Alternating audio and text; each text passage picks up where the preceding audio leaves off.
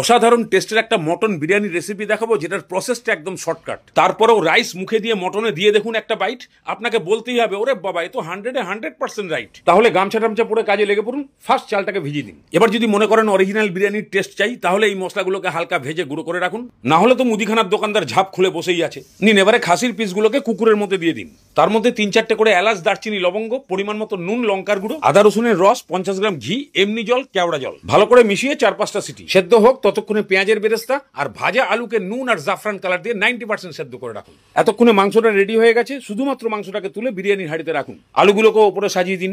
তারপরে দই, পেঁয়াজের বেরেস্তা, বিরিয়ানি মশলা। এবারে কুকারের মাংসের ঝোলের মধ্যে সামান্য জাফরান, দুধ আর মিঠা আতর দিয়ে গুলিয়ে ওই হাঁড়িতে দিয়ে দিন। এবারে ভাত, হাঁড়ির জলের মধ্যে বেশ খানিকটা নুন, এলাচ, দারচিনি, লবঙ্গ, তেজপাতা আর শাহি জিরা দিয়ে জল ফুটে গেলে চাল, আর 80% চাল সেদ্ধ হয়ে গেলে ফ্যান গেলে সিধে বিরিয়ানি হাঁড়িতে। চালের উপরে বেরেস্তা, বিরিয়ানি মশলা আর সেই দুধে গোলা মাংসের ঝোল, বাস ঢাকনা, 40 মিনিট দমে। এবার আটা দিয়ে সিল না করে অরিজিনাল সিলটাই বসিয়ে দিন। 6টা রুটি বেঁচে গেল তো। 1 ঘন্টা পর ওরে বাবা, আর তর সইছে না। ওহ, দেখছেন কিরম ঝরঝরে, আর সেন্ট তো নিশ্চয়ই পাচ্ছেন। তবে এটা হলো সাইকোলজিক্যাল, মানে দেখে কল্পনা করে সেন্ট পাচ্ছেন। একবার এইভাবে বানিয়ে দেখুন, একদম অরিজিনাল সেন্টের টেস্টি ডিলিশিয়াস মটন বিরিয়ানি পাবেন।